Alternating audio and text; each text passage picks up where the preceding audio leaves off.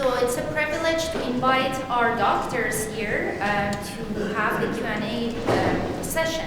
Dr. Stone, Dr. Baker, Dr. Meysami, and Dr. Gilkeson.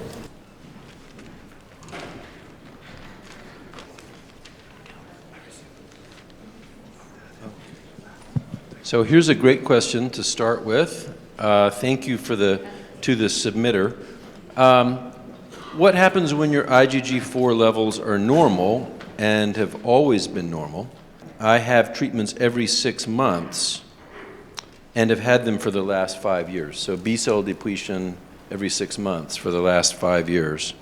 When will doctors know to spread them out? I think that's a great question. And it gets to the question, the point of translating clinical trials into clinical practice.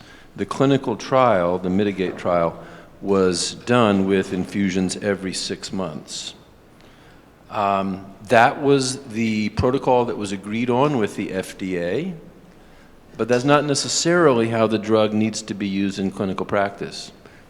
There are patients who might need inebilizumab more often than every 6 months, at least for a little while. But more likely, patients really don't need inebilizumab every 6 months. And I think the point is that therapies need to be individualized. If you're doing a clinical trial, you have to have a protocol. But in clinical practice, the treatment needs to be individualized according to the individual patient. So many patients do not need to be treated every 6 months. And one tactic that we use sometime is if we think the patient needs to continue to be treated, we're sure the disease is going to come back at some point, we space out the interval. So maybe not every 6 months, maybe we go to every 9 months for a while, and then one infusion a year, and then continue to space them out. And I think that's a really fundamental question in the era of B-cell depletion. And you don't have to be treated necessarily just like the clinical trial was. Okay. I think this is a good follow-up. Please explain the differences in patient response to treatment. Some patients receive one dose and no other flares, while others must be treated every 6 months. It kind of goes along to what John is saying. First of all, we don't know why these differences exist, but there clearly are differences. I have patients who, after 6 to 9 months, the disease comes kind of roaring back, and once you've established that, you essentially set a schedule that you're going to treat that patient every 6 to 9 months. Other patients have received rituximab and have literally been in remission now for 3 or 4 years. And it does seem, at least in my experience, that patients tend to follow the same pattern over time. So if after the first treatment it took 2 years to flare, it's quite likely that the next flare will be roughly in 2 years. And you can kind of establish an interval for a given patient, but each patient is different.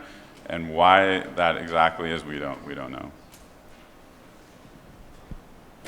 I completely agree. We don't know. We all see that. Multiple factors can play a role in the patient's response, as we have talked yesterday. So the immune system of each one of us is different from the others. So age can affect that. The other medications that we take, the lengths of steroid or other medications we have taken before receiving the infusions can affect your immune system. Sometimes B-cell depletion, either rituximab or inebilizumab, will deplete your B cells and they will be gone for 2 years, 3 years. Sometimes they come back and they are reset. They are not as confused as they were before. They are kind of similar to what they were before you even had the IgG4-related. So that patient may not require to get the treatment again and again. We have patients over here whose 2 rituximab treatment 8 years ago the disease has not been back, but I have patients who are also here. Yes. We have patients that they have been receiving it back to back. The other thing that I wanted to mention is also the amount of plasma cells and B cells that are causing the IgG4-RD in your body. So the multiplicity of the organs that you have affected, the load of the disease may require more infusions to get rid of the B cells in the tissue are doing it. But if it is just one organ or the IgG4 is not that high, most of those people respond much faster and don't require further infusions. So, Dr. Meysami, you want to read the next question? Sure. See, it's a long one. I'm going to summarize that. But good question, actually. My retroperitoneal fibrosis flare is sneaky. It's not really bad form. The PET scan also showed maybe minimally increased intensity of uptake. And again, blood test doesn't show much.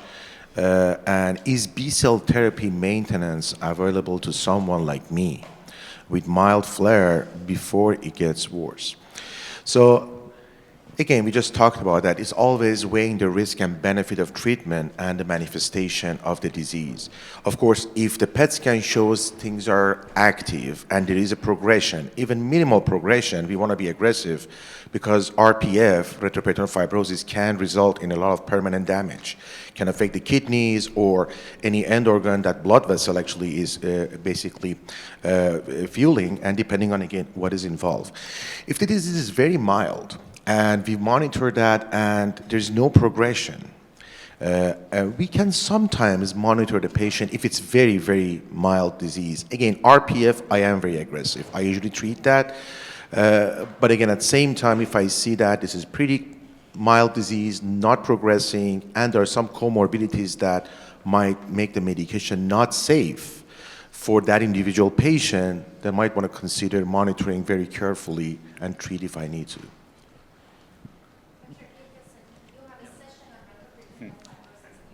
Yes, I would encourage you all to attend, but I agree with what you said. It's kind of has to be individualized. The other issue is really CT scanning or MRIing are the really only ways that you can document progression, and so then you worry about how much radiation. I have a patient that with retroperitoneal fibrosis that's had 10 CT scans in this year. That was before he saw me, but you know, so I think it has to be individualized. But if it's active on PET and is growing, then I agree that treatment's probably the way to go unless there's contraindications to the treatment. I have another one I can just start with. I'm a pre-diabetic patient with high cholesterol, history of pancreatic involvement related to IgG4. Does going on a statin to control cholesterol make it more likely that I will become diabetic? And as far as I know, that it doesn't, and we're actually using statins.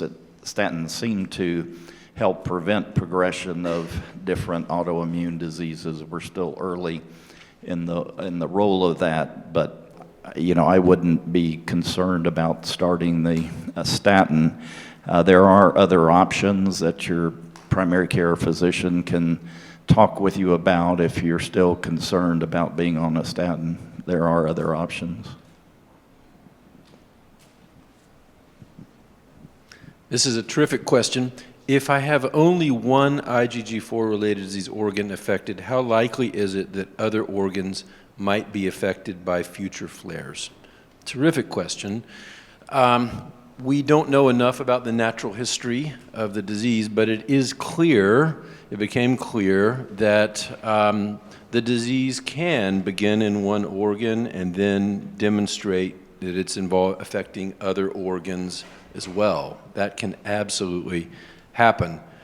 However, when we treat the disease now, when we make the diagnosis, that's the hardest part very often. And when we make the diagnosis and then treat, then we really alter the natural history of the disease. And we make it less likely that other organs are going to become involved because there is treatment. If there is evidence of a flare, it's going to be picked up, perhaps by rising serum IgG4 concentrations, perhaps by disease in the same organ system. before another organ is involved. So left to its own devices, the disease could very well involve lots of other different organs. But once it's been diagnosed and treated and is being followed effectively, we should be able to prevent that largely. I'm going to add here that I think I learned that term from John himself, that disease also has this kind of presentation, what we call Metachronous, which means that sometimes flare can happen in a different organ, even though the first initial organ involvement is quiet, at a different time, like 5 years from the first presentation. So that's why I always caution that, yes, it can happen. Even if we treated you, sometimes we might choose to either keep you on maintenance or keep you on very close surveillance for a while, because I've been surprised multiple times a patient be completely on remission and 3 years after, all of a sudden we see the IgG4 happens in a completely different place. I don't know, is this, yep. Yeah, that's certainly what we observed in the early days, and I think it's true. I do wonder, though, if many patients actually have disease in multiple organs, but it's only clinically evident in one, maybe just the submandibular gland, and it's actually in the kidney also, or the pancreas, and it hasn't been actively sought enough to be detected, or in an organ that's really hard to detect, like the pituitary gland. I'm sure that's the case, that sometimes there's subclinical disease in other organs. 100% agree. We were discussing that yesterday in the kind of session we had, that I believe there is some smoldering inflammation that is happening until patient reaches that threshold of showing symptoms.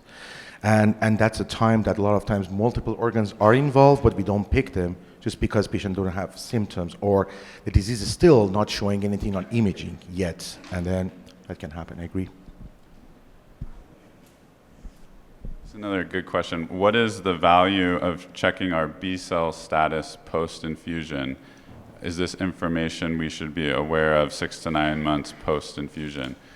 It's looking like I get the questions where I don't have a good answer, but I think it's a great question. In rheumatology, in rare diseases, we often borrow information from other more common diseases that have been studied a bit more intensely. So there are forms of vasculitis, for instance, that are treated with repeated rituximab.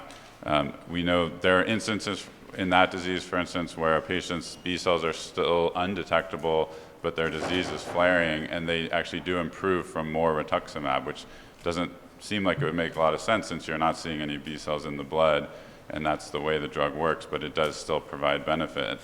The contrary is also true. There are instances where the B cells are coming back, but there's no evidence of clinical disease, and it doesn't make sense just to treat for that reason. In other diseases, they've also studied, does it make more sense to do a scheduled rituximab or base it on when B cells come back? And the majority of evidence suggests following the B cells is really not more effective and may lead to additional treatment as opposed to a scheduled approach. We don't have those kind of data yet in IgG4-related disease because of the rarity, and we're still learning a lot. But I would say at this point, we don't have evidence that supports following B cells and treating directly because of B cell status. And I would add to that, it is probably more valuable in most patients to follow serum IgG4 concentrations. And many of you out there are saying, well, what about me? My serum IgG4 has never been elevated, and it's more challenging in those cases. But in patients who have had an elevated serum IgG4, that's usually the best biomarker, better than B cells. And the B cells, as we discussed yesterday, they're not measurable in the peripheral blood after B cell depletion, but they're still present in lymph nodes. So they can make IgG4 from there, even if they're not detectable in the blood. So the IgG4 is generally better as a biomarker, but for patients who don't have an elevated serum IgG4, then we look for other things, and most of the other things we have are inadequate, honestly. There's some patients who have complement levels that can be helpful if the complement levels are going down. Other patients, IgE can be helpful, but that is very much an individual patient decision. These are great questions. Thank you for asking us. So what are the causes of IgG4-RD? Are they genetics or environmental? That's a great question that we all want to answer, not only for IgG4-related disease, for other autoimmune diseases. We don't have the answer. What we know is it's multifactorial. It's definitely not only genetic, because we do not have evidence that IgG4-related disease is a familiar or hereditary condition, but there are probably some genes that make you prone to have this confusion of the immune system. The fact that the average age of the patients with IgG4-related disease is around 56 to 60 is actually, it's not just genetics. You have had the gene, but it didn't get activated until later in life. You got exposed to something in the environment that triggered that gene to cause the confusion of the immune system. What is that trigger? It can be different for each patient. It could be a viral infection, it would be an antigen in the environment, a chemical or something that triggered that immune reactivation that caused the B cells to go out of the whack and produce a lot of IgG4 in the tissue. But the quick answer is we don't know. I got the same question too. Is this genetic? So we don't know. And a follow-up question was, should I get my kids tested for this? So again, we don't know what gene to test for. And I don't think actually I would recommend any of my patients have your family be tested unless they have symptoms. So there's some antigen outside too. I believe MGH actually recognized one, and there is like a couple of them from China and Japan actually they came up with. But we don't know actually the direct effect of those and how they correlate with your gene. I agree with Dr. K that definitely this is multifactorial and gets activated somehow by some trigger, maybe in a patient who has a tendency, either genetic or not. I only had one case that a patient of mine with IgG4-related disease, classic, and then he just told me his brother unfortunately died of retroperitoneal fibrosis like a few years ago. So I was just wondering at that time, well, it was probably IgG4-related disease. And I couldn't actually find a sample of the blood of the brother, and they're related, but find a gene or something between the two to kind of do a test to see what was in common. And so that was only one case I saw. I don't know if anyone else saw any familial cases of IgG4. Yeah, I would just add, I think when most people think about genetics, they're thinking about monogenetic diseases, meaning there's one clear gene. If you have it, there's a high likelihood your offspring will have it. Classic examples like hemophilia, there's forms of bleeding disorders where if you have it, it's likely that your offspring will have it. There are also conditions that have polygenic risk. That means there's a bunch of different genes and there's small, what we call SNPs, single nucleotide polymorphisms, and if you have all these things, there may be some predisposition. Understanding that requires very large samples to perform what we call genome-wide association studies. You need thousands and thousands of samples, which one attempt has been done in IgG4-related disease that suggested two SNPs that were related to immune cells, which is not surprising. We see those same SNPs in a lot of autoimmune diseases. So I'd say nothing actionable came out of that, and our goal is to develop a worldwide registry of samples where we can actually do very meaningful studies to understand if there is some genetic predisposition. But as everyone's alluded to, right now there's no testing that could be done. There's no gene to try to identify through genetic testing. Just to add one of the causes, we in rheumatology have a number of diseases that only occur in older individuals: polymyalgia rheumatica, temporal arteritis, retroperitoneal fibrosis, IgG4, and not surprisingly, our immune systems age like the rest of our body does and doesn't work as well, and autoimmunity goes up as we age, and that's due to the fact, at least one study showed that we have cells in our immune system that keep it under wraps, to keep it from being overactive, and those cells tend to poop out earlier. They're called regulatory T cells, and they tend to poop out sooner than other things, and so that's one. I'm sure there are other factors that are involved, but that's one reason why we tend to see more of this as we get older. I'll read one more. So many organs have been mentioned, but not skin. Is this majorly affected and common? We don't have a lot of great data on specific manifestation prevalence because, as we've talked about throughout the talk, without an ICD code, it's been hard to study large numbers of patients. We all have individual cohorts that we can speak to. And I've seen roughly 300 patients at Stanford, and I continue to care for 4 patients who have significant skin involvement that was biopsy proven. That would, so I would suggest it's somewhere on the order of like 1 to 5% of patients may have skin involvement, but we can hear from others who see. It's quite rare. Yeah. I saw a patient number of years ago at MGH, and her diagnosis was made by skin biopsy. She also had unequivocal disease in other organs, classic disease, but I've seen very, very few since that.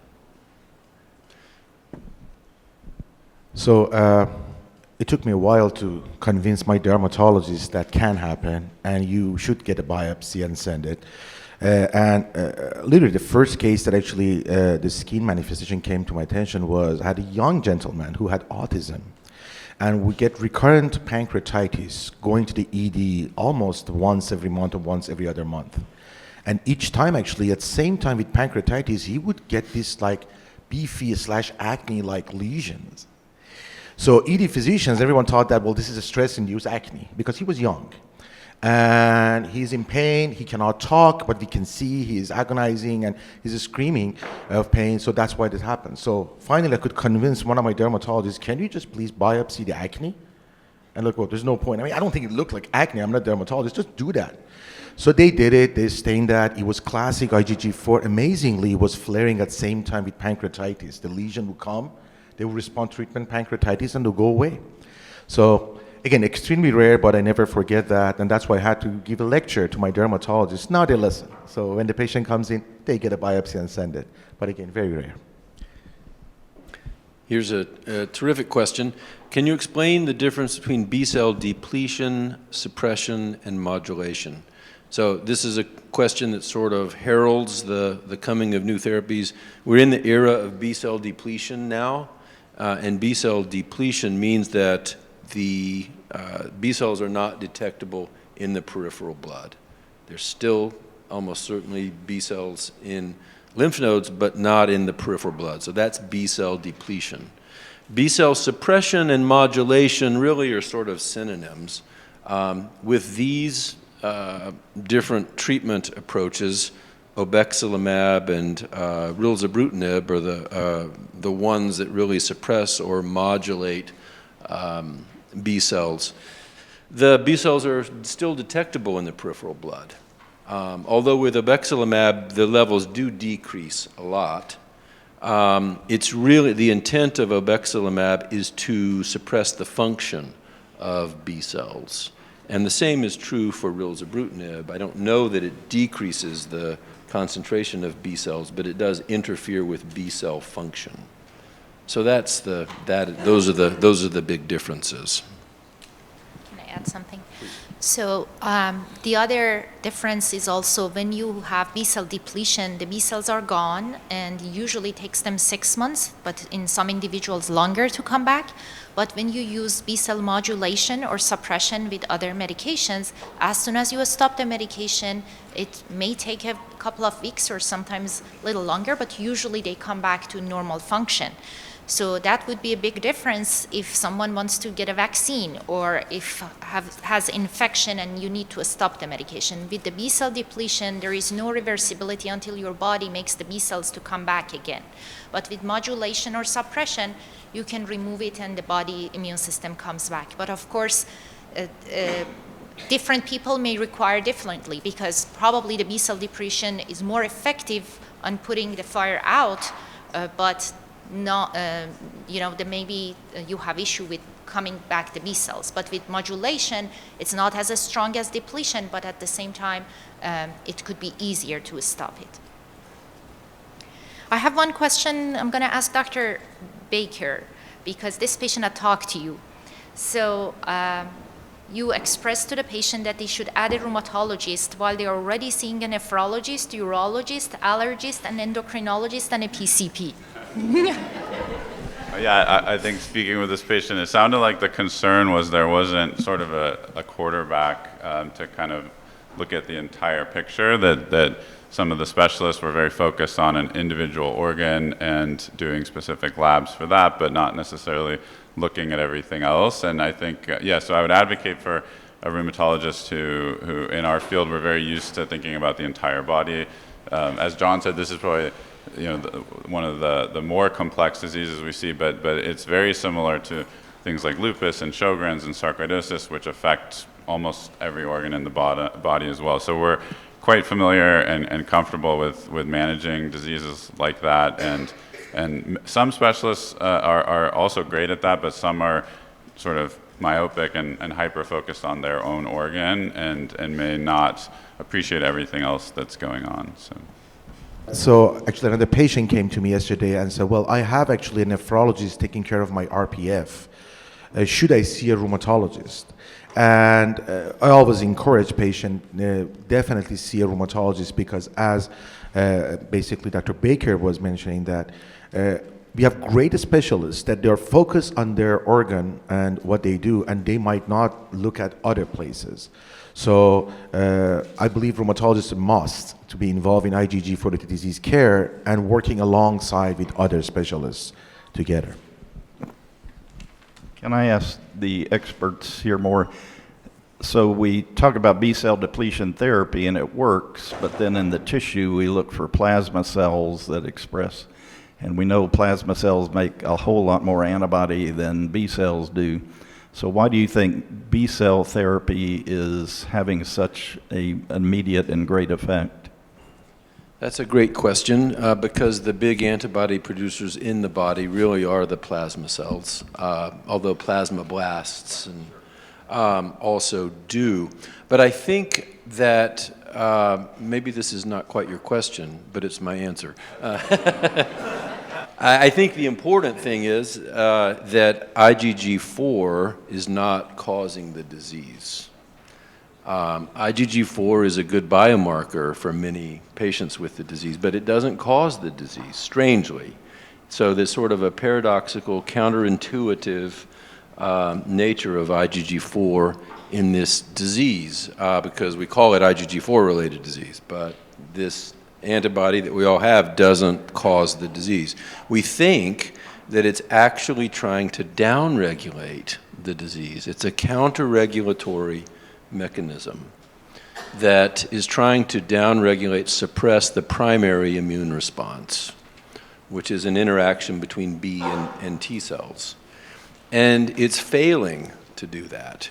It's trying to suppress the primary response, but it's failing. So the levels get higher and higher and higher in the blood until an effective treatment's administered, and then you see a decline in IgG4.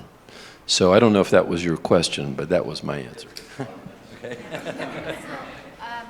We have thought also that maybe the precursors of the plasmablast, when they are gone, so the short-lived plasmablasts and plasma cells are away too, so that kind of give a break to the immune system, as John mentioned. Other thing is, we have tried in one of the clinical trials that our patients also participated to target plasma cells through a SLAMF7 that is on the plasma cells and didn't work. So, I mean, we need more studies to just target the plasma cells without targeting B cells to see if that works, but those are on the way, hopefully. Here's a question: is hearing affected by IgG4-related disease? Hearing. And the answer is yes, it can be affected in at least a couple of different ways that I can think of. It can involve the middle ear, the tissue in the ear behind the eardrum, and that can lead to muffled, decreased hearing.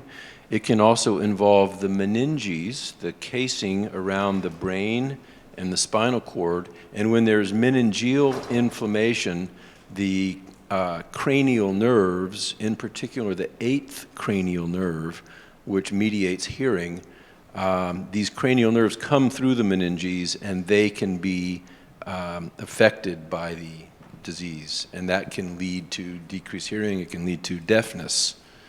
So those are the two ways that I can think of. Matt, ask you another question? What is the association of chronic environmental allergies and IgG4-related disease? Another one that I definitely don't have the answer to. I think we know there's definitely an association. We think roughly 30 to 40% of patients with IgG4-related disease have some form of atopic disease, either asthma, allergies, eczema, atopic dermatitis, which is more than the general population. So there's some connection there. Allergies are driven, by a pathway that we label Th2 pathway of the immune system, and when that pathway is active, it actually produces IgG4, it produces IgE, and there are numerous examples I have of my patients where when their allergies are flaring and those numbers are going up, their IgG4-related disease is also flaring. So I do believe there's a connection, but of course then there's a big subset of patients who have no allergies, no atopic disease, and clearly have the same disease of IgG4-related disease. So it's not a necessary driver, but for a subset of patients, it's highly associated. Well, it's funny you say that. So there are treatments for allergies and atopic disease, like dupilumab or Dupixent, which inhibits those Th2 pathways, and we're seeing more and more case reports come out of patients who were put on that for allergies who also had IgG4-related disease, and their IgG4-related disease improved or resolved or went into remission. These are still case reports, not robust, prospective studies like clinical trials. There's some interest in doing a trial with that agent, but so far we have some evidence that there could be benefit. I think this is a major area that we don't understand, the allergy pathways in IgG4-related disease. I have some patients who seem to have these pathways upregulated after B-cell depletion. So I give them B-cell depletion, most of their disease is very nicely controlled, but they develop eczema, they develop rhinitis, and our hands are really tied. We just don't know enough about it. And try dupilumab, and in my experience, it hasn't worked all that well. So we need some more study. I completely agree, and definitely see about 40% of patients having those issues with allergies. On the other hand, on a completely separate note, IgG4 can be mildly elevated in patients who have allergies and asthma, but not have IgG4-related disease. So that's something that comes up in our clinic, not about you guys who have IgG4-related disease, but that's the most common reason patients are sent to our clinics to be evaluated for IgG4-related disease when they don't have any symptoms that you guys have or any tissue involvement, but their doctor for some reason checked their IgG4 and it was elevated. So mild elevation of IgG4 can be seen in patients who have allergies and asthma, and that is not IgG4-related disease. But IgG4 is involved in mechanisms of eczema, allergy, asthma, and that's why when the IgG4 and IgE are elevated, some of you guys also experience allergic symptoms. And one more comment, just sort of a central concept.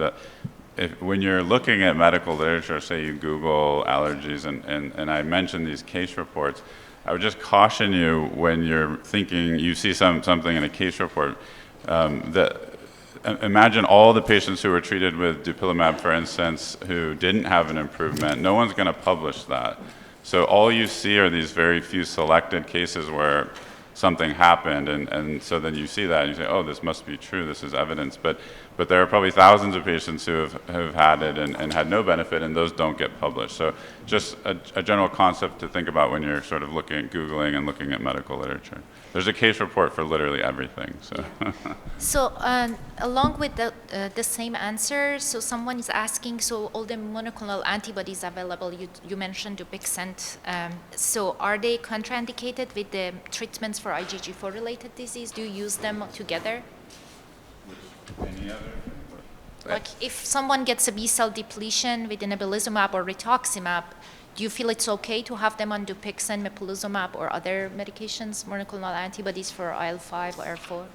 Yes, I don't see any contraindication to that. If those are working on these sort of allergic pathways, there they're much less immunosuppressive in the sense that we think of in terms of preventing your body to fight infections. Those pathways are important for certain parasitic infections that are not commonly encountered in the US, and we don't see really concern with combining those two. There are many other agents we wouldn't necessarily want to combine with B-cell depletion, but specifically those targeting allergic pathways tend to be safe. One contraindication is your insurance company. They actually have Depletion as biologic treatment, and when you add B-cell depletion, which is considered biologic treatment, they will deny that immediately. They say patient is already, and for safety reason, we're not going to approve it. So have your doctor contact the insurance company and explain that they're completely different pathway and there is no increased risk of infection because these are biologic treatments. This is a question related to the pancreas and the bile duct. Is inflammation of the pancreas, pancreatitis, also always a cause of bile duct disease requiring stent placement and insertion and replacement?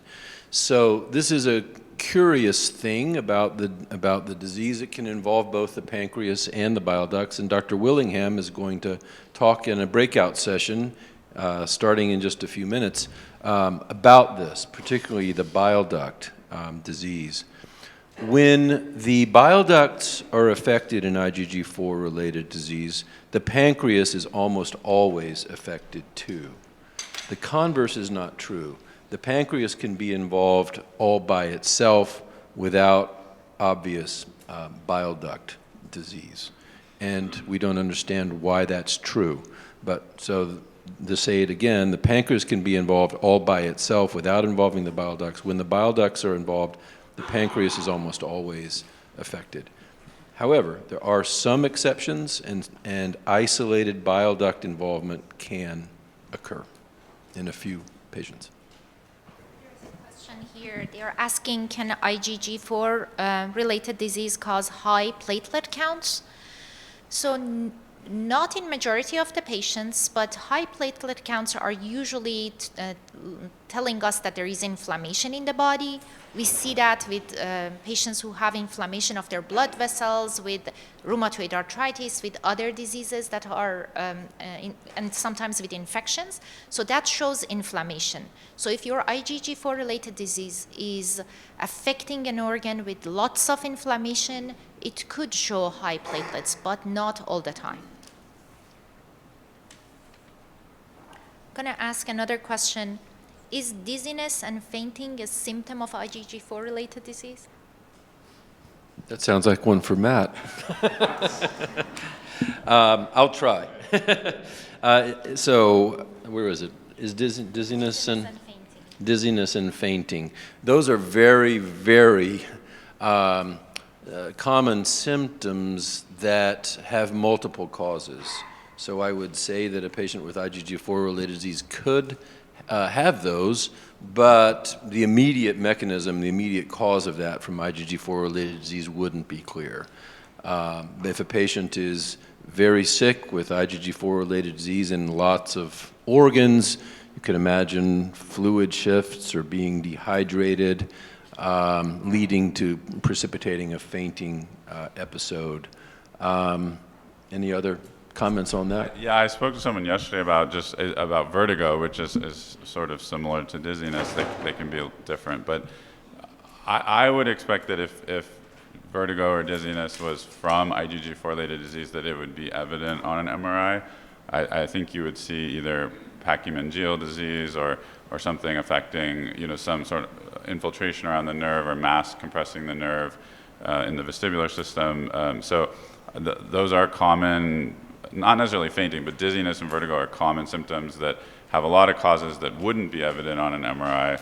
But if it was specifically from IgG4-related disease, I would expect to see something on an MRI. Another question, the inebilizumab study compared versus placebo, but how does it compare to rituximab? So I think that's a great question. We would love to see a head-to-head trial and have that data. It's very rare for companies to ever do active comparator studies. It's usually either some sort of standard of care or placebo. and particularly in early days of rare diseases, you won't see that. So we will never have that study, unfortunately. After several or many years of use in the real world, we often try to do real world experience studies, which are always imperfect because there's often a reason why one patient gets one versus the other. Trying to find groups of patients that got one or the other that look perfectly identical is very challenging, but that's the goal of those studies, is to get equal looking groups that got one or the other and follow them over time and try to understand if there are differences in safety and efficacy. So maybe in 5 or 10 years we can start to answer that question. I think the way we think about the two drugs right now is just more on a theoretical basis. I think John covered it quite well, that inebilizumab is a different molecule. It's much newer and engineered differently to be fully humanized and sort of weaponized in a way that makes it a little more potent. And so theoretically, it also targets CD19, which has broader expression on B cells. So I think we think theoretically that would give it a difference potentially in efficacy. And on the contrary, rituximab has been used since 1993 and has been in somewhere between 4 to 8 million patients. This drug was first used in humans in 2019 and has probably been in somewhere between 2,000 to 2,500 patients. So in terms of understanding long-term safety and those components, clearly the edge there goes to rituximab. And we don't have any reason to necessarily think that inebilizumab would have different safety, but we just don't know at this point. So the differences right now are based on those theoretical concepts, and we don't have real data at this point. So I think this will be the final question, and thanks to everybody for really terrific questions, showing, I think, a very high level of education in the community. This final question, does the infusion have an effect on one's veins? And that's a great question. I have to think that it does, that B-cell depletion does. And we know that veins are affected by IgG4-related disease. We've known that for as long as we've known about the disease, because one of the major pathological features of the disease is what we call an obliterative phlebitis. So the small veins that we can see in tissue under the microscope are affected. And the disease has a predilection for the veins over the arteries, strangely, in most organs. So, given that B-cell depletion is effective in treating the disease, I would expect that it would have an effect on the veins, that it would improve inflammation in veins. And whether that would translate to, improvement in swelling that might be due to venous insufficiency or not, I don't know. But it certainly would have an effect on the veins overall. And just in case the interpretation of that question is different, because I've had patients ask me, given this medicine is so potent, as it's going into my vein, literally, is it going to cause some toxicity or damage to the vein? And the answer to that is no. It's not directly damaging veins in that way. It's given in a very safe manner, slowly, with buffered solution. And so there's no concern about the vein being affected as the medicine's going in. So again, thank you so much for these amazing questions. There are more scientific questions than when we have audiences of researchers and physicians sitting here. So really, thank you.